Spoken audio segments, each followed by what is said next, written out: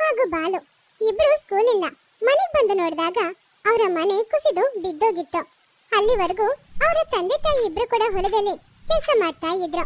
ಮನೆ ಬಿದ್ದಿರೋಗಿದ್ದನ್ನ ನೋಡಿ ಬಾಲು ತನ್ನ ತಂದೆ ತಾಯಿಗೆ ಆ ವಿಷಯ ಹೇಳೋದಕ್ಕೋಸ್ಕರ ಅವನು ಹೊಲಕ್ಕೆ ಹೋಗ್ತಾ ಇದ್ದ.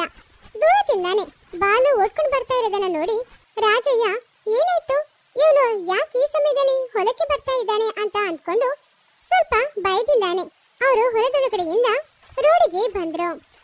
ಬಾಲು ಏನಾಯ್ತು, ಯಾಕೋ ಇಷ್ಟು ಸ್ಪೀಡಾಗಿ ಓಡ್ಕೊಂಡು ಬರ್ತಿದ್ಯಾ?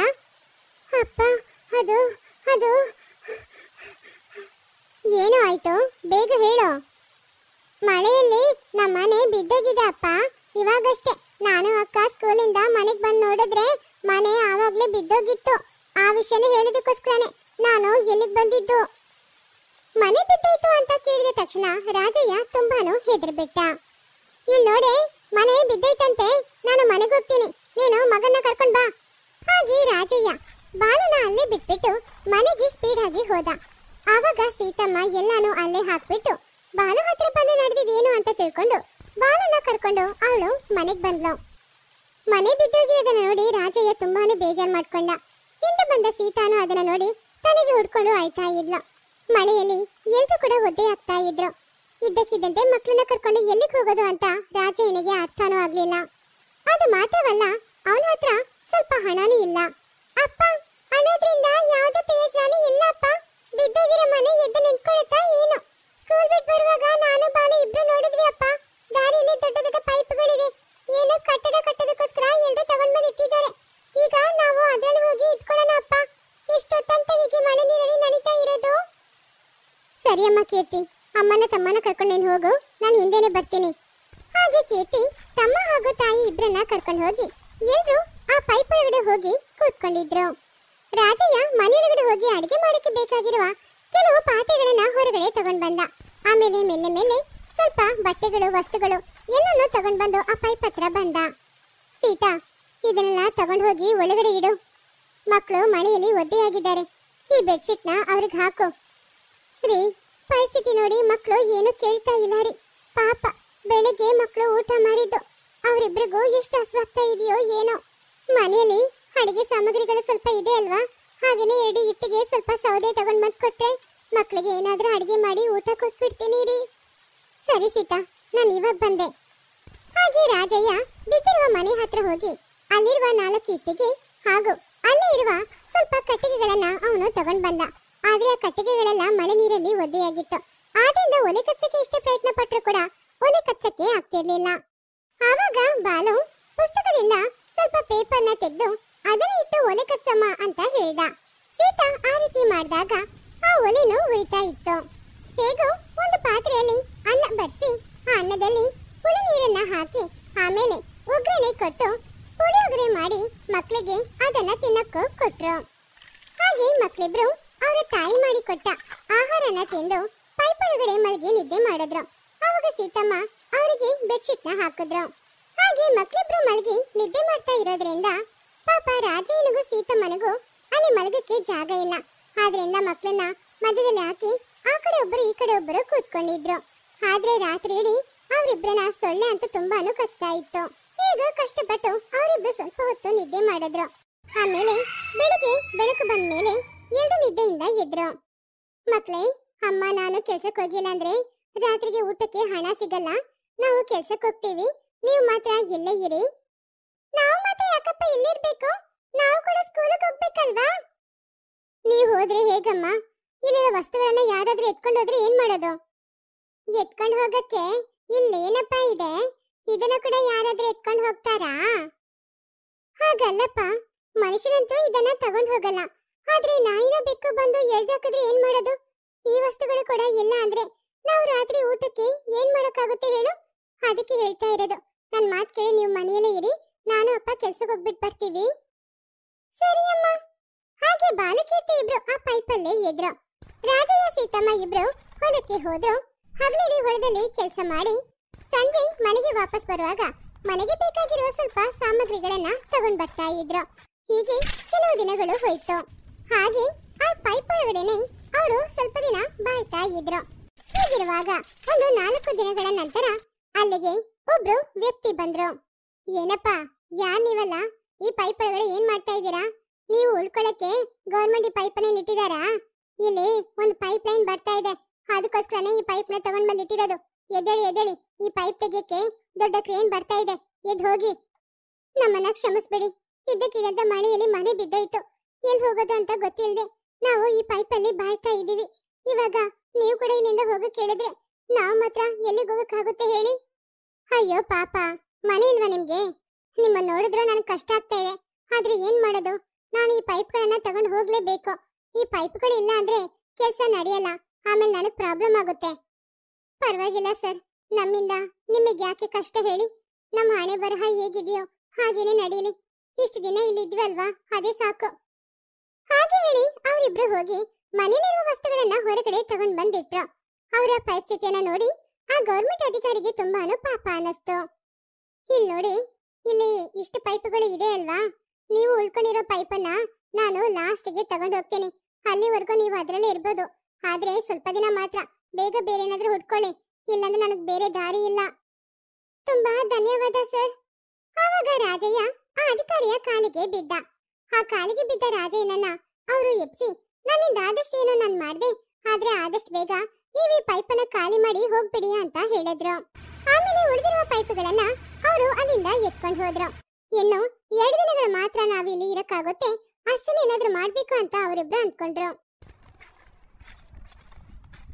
ಊರೊಳಗಡೆ ಹೋಗಿ ಬಾಡಿಗೆಗೆ ಮನೆ ಕೇಳಿದ್ರು ಕೂಡ ಅವ್ರಿಗೆ ಯಾರು ಮನೆ ಕೊಡ್ಲೇ ಇಲ್ಲ. ಆದ್ರಿಂದ ಪಾಪ ರಾಜಯ್ಯ ತುಂಬಾ ಬೇಜಾರಿಂದ ವಾಪಸ್ ಬಂದ.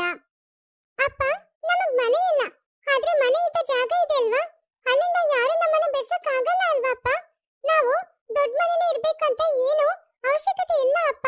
ನಾವು ಒಂದು 4 ಕಂಬಗಳನ್ನ ನಟ್ಟು ಅದ್ರ ಮೇಲೆ ಒಂದು ಚಪ್ರ ಹಾಕಿದ್ರೆ ಸಾಕು. ಮಳೆಯಲ್ಲಿ ನನೆಯದೆ ನಾವು ಚಪ್ರದ ಕೆಳಗಡೆನೆ ಬಾಳ್ಬೋದು ಅಲ್ವಾ? ಬನ್ನಿ ಅಪ್ಪ, ನಮ್ಮಿಂದ ಆದಷ್ಟು ಕಷ್ಟಪಟ್ಟು ಬೇಗ ಚಪ್ರ ಹಾಕಿ ಅದ್ರ ಕೆಳಗಡೆ ಹೋಗಿ ಇಟ್ಕೊಳ್ಳೋಣ. ಹಾಗೆ ಕೀರ್ತಿ ಹೇಳಿದ್ರಿಂದ ರಾಜಯ್ಯ, ಸೀತಮ್ಮ, ಬಾಲಕೀರ್ತಿ ಎಲ್ರು ಹೊಲಕ್ಕೆ ಹೋಗಿ ತಾಳೆ ಎಲೆಗಳನ್ನ ಹಾಗೆ ತಾಳೆ ಮರಗಳನ್ನ ಕಟ್ಕೊಂಡು ಬಂದ್ರು.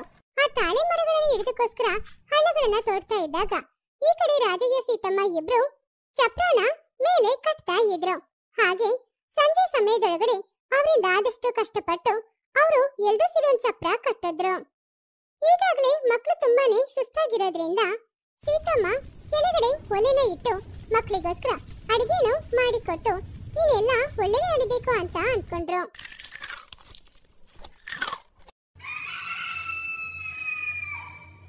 ಹಾಗೆ ಆ ದಿನದಿಂದ ರಾಜಯ್ಯ, ಸೀತಮ್ಮ ಹೊಲಕ್ಕೆ ಹೋಗಿ ವಾಪಸ್ ಬರುವಾಗ ತಾಳೆ ಎಲೆಗಳನ್ನ ತಗೊಂಡ್ ಬಂದು ಗೋಡೆಗಳಾಗಿ ಆ ತಾಳೆ ಎಲೆಗಳನ್ನ ತಯಾರು ಮಾಡ್ತಾ ಇದ್ರು. ಹಾಗೆ ಕೆಲವು ದಿನಗಳಲ್ಲಿ ಅವರು ಉಳ್ಕೊಳ್ಳೋದಕ್ಕೋಸ್ಕರ ಒಂದು ಚಿಕ್ಕ ಮನೆನ ಅವರು ಕಟ್ಟಿದ್ರು. ಕೆಲವು ದಿನಗಳ ನಂತರ ರಾಜಯ್ಯ ಹೊಲದಲ್ಲಿ ಉಳುಮೆ ಮಾಡ್ತಾ ಇದ್ದಾಗ ಅವನಿಗೆ ಹೊಲದಲ್ಲಿ ಒಂದು ವಜ್ರ ಸಿಕ್ತು. ಅವನು ತುಂಬಾನು ನಿಯತ್ತಾಗಿ ಆ ವಜ್ರನ ತಗೊಂಡು ಹೋಗಿ ಅವನ ಯಜಮಾನನ ಹತ್ರ ಕೊಟ್ಟ. ರಾಜಯ್ಯ, ಈ ವಜ್ರದ ಬೆಲೆ ಎಷ್ಟಿರುತ್ತೆ ಅಂತ ಗೊತ್ತಾ? ಇದನ್ನ ಮಾರಿದ್ರೆ ನೀನು ಈ ಊರನ್ನೇ ತಗೊಳ್ಬೋದು. ಇದು ನಂದಲ್ಲ, ನಾನು ಹೀಗೆ ಇಟ್ಕೊಳ್ಳೋದು ಯಜಮಾನ್ರೆ. ಇಲ್ಲಾಂದ್ರೂ ಒಂದ್ ವೇಳೆ ನಾನು ತಗೊಂಡ್ರು ಕೂಡ ನಾಳೆ ಇದ್ರಿಂದ ನನ್ ಮಕ್ಳಿಗೆ ಏನಾದ್ರೂ ಕಷ್ಟ ಬಂದ್ರೆ ಅದೇನು ಬೇಡ ಯಜಮಾನ್ರೆ. ನಾನು ನಿಯತ್ತಾಗಿ 10 ರೂಪಾಯಿ 20 ರೂಪಾಯಿ ಸಂಪಾದನೆ ಮಾಡೋದೆ ನನಗ್ ಸಾಕು. ರಾಜಯ್ಯನ ನಿಯತ್ತಾದ ಗುಣವನ್ನ ನೋಡಿ ಅವನ ಯಜಮಾನ್ರು ತುಂಬಾನೇ ಮೆಚ್ಕೊಂಡ್ರು. ಆಮೇಲೆ ಅವನಿಗೆ ಮನೆ ಇಲ್ಲದೆ ಇರೋ ವಿಷಯನ ತಿಳ್ಕೊಂಡು ಒಂದು ಒಳ್ಳೆ ಮನೆನ ಅವನಿಗೋಸ್ಕರ ಕಟ್ಟಿಕೊಟ್ರು. ಅದನ್ನ ನೋಡಿ ರಾಜಯ್ಯನು ಅವರಿಗೆ ಧನ್ಯವಾದ ಹೇಳಿದ. ಹಾಗೆ ಆ ದಿನದಿಂದ ರಾಜಯ್ಯ, ಸೀತಮ್ಮ ಇಬ್ರು ಆ ಹೊಸ ಮನೆಯಲ್ಲಿ ಅವರು ಇಬ್ರು ಮಕ್ಕಳನ್ನ ನೋಡ್ಕೊಂಡು ಯಾವುದೇ ಕಷ್ಟನೂ ಇಲ್ಲದೆ ಸಂತೋಷವಾಗಿ ಬಾಳ್ತಾ ಇದ್ರು. ಬಾಲು ಹಾಗೂ ಕೀರ್ತಿ ಇಬ್ರು ಒಂದು ಚಿಕ್ಕ ಗುಡಿಸಲಲ್ಲಿ ಅವರ ತಾಯಿ ಚಂದನ ಜೊತೆ ಬಾಳ್ತಾ ಇದ್ರು. ಅವರ ತಂದೆ ತೀರ್ಕೊಂಡಿದ್ರಿಂದ ಅವರ ತಾಯಿ ಚಂದನಾನೇ ಮಕ್ಕಳಿಬ್ರನ್ನ ತುಂಬಾ ಚೆನ್ನಾಗಿ ನೋಡ್ಕೊಳ್ತಾ ಇದ್ರು. ಕೀರ್ತಿ ಬಾಲು ವಾಸ ಮಾಡ್ತಾ ಇದ್ದ ಆ ಗುಡಿಸಲು ಯಾವಾಗ ಬೇಕಾದ್ರೂ ಬೀಳೋ ಪರಿಸ್ಥಿತಿಯಲ್ಲಿ ಇತ್ತು. ಅಕ್ಕ, ಏನಾಯ್ತಕ್ಕ? ಯಾಕಕ್ಕ ಅಷ್ಟು ಬೇಜಾರಲ್ಲಿದ್ಯಾ? ರಾತ್ರಿ ಇಡೀ ತುಂಬಾ ಕಷ್ಟಪಟ್ಟು ಹೋಮ್ವರ್ಕ್ ಬರ್ದಿಟ್ಟಿದೆ ಕಣೋ. ಆದ್ರೆ ಇವಾಗ ನೋಡು ಆ ಹೋಮ್ವರ್ಕ್ ಅಲ್ಲಿ ಹೇಗಾಗಿದೆ ಅಂತ. ರಾತ್ರಿ ಮಳೆ ಬಂದಿದೆ ಅಲ್ವಾ, ಆವಾಗ ಮನೆ ಚಾವಣಿಯಿಂದ ನೀರು ಬುಕ್ ಮೇಲೆ ಬಿದ್ದಿದೆ. ಅದ ಓದಿದ್ದೆಲ್ಲಾನು ಅಳ್ಸೋಗಿದೆ. ಇವಾಗ ನಾನು ಏನ್ ಮಾಡೋದು ಹೇಳು? ಸ್ಕೂಲಿಗೆ ಹೋಗಕ್ಕೆ ಇನ್ನು ಅರ್ಧ ಗಂಟೆ ಇದೆ. ಆ ಅರ್ಧ ಗಂಟೆಯಲ್ಲಿ ನಾನು ಹೋಮ್ವರ್ಕ್ ನ ಬರಿಬೇಕಾ ಇಲ್ಲ ಆ ಅರ್ಧ ಗಂಟೆಯಲ್ಲಿ ಸ್ಕೂಲಿಗೆ ತಯಾರಾಗಬೇಕಾ? ನನಗೇನು ಅರ್ಥನೇ ಆಗ್ತಿಲ್ಲ. ಅಕ್ಕ, ನೀನ್ ಯಾವ್ದಕ್ಕೂ ಬೇಜಾರ್ ಮಾಡ್ಕೊಳ್ಬೇಡಕ್ಕ. ನೀನು ಹೋಗಿ ಸ್ಕೂಲಿಗೆ ತಯಾರಾಗು. ಹೋಮ್ವರ್ಕ್ ತಾನೆ, ನಾವು ಹೊರಡೋಷ್ಟರಲ್ಲಿ ಹೋಮ್ವರ್ಕ್ ನಾನ್ ಮಾಡ್ತೀನಿ. ಹಾಗೆ ಕೀರ್ತಿ ತಯಾರಾಗೋದಕ್ಕೋಸ್ಕರ ಹೋದ್ಲು. ಈ ಕಡೆ ಬಾಲು ಕೂತ್ಕೊಂಡು ಅವನ ಅಕ್ಕನ ಹೋಮ್ವರ್ಕ್ ಮಾಡ್ತಾ ಇದ್ದ. ಹೊರಗಡೆ ಜೋರಾಗಿ ಮಳೆನೂ ಸುರಿತಾ ಇತ್ತು. ಮನೆಯೊಳಗಡೆ ಚಂದನ ಮಕ್ಕಳಿಗೋಸ್ಕರ ಅಡಿಗೆಯನ್ನು ಮಾಡ್ತಾ ಇದ್ಲು. ಆ ಸಮಯದಲ್ಲಿ ಆ ಕಡೆ ಹೋಗ್ತಾ ಇದ್ದ ಕಾಂತಂ ಚಂದನ ಮನೆಗೆ ಬಂದು ಈ ರೀತಿ ಹೇಳಿದ್ಲು. ಏನೇ ಕೀರ್ತಿ ಬಾಲು, ಏನ್ ಮಾಡ್ತಾ ಇದ್ದೀರಾ? ಹೋಮ್ವರ್ಕ್ ಮಾಡ್ತಾ ಇದ್ದೀರಾ? ನಿಮ್ಗೋಸ್ಕರ ಒಂದು ಒಳ್ಳೆ ನ್ಯೂಸ್ ತಗೊಂಡ್ ಬಂದಿದ್ದೀನಿ.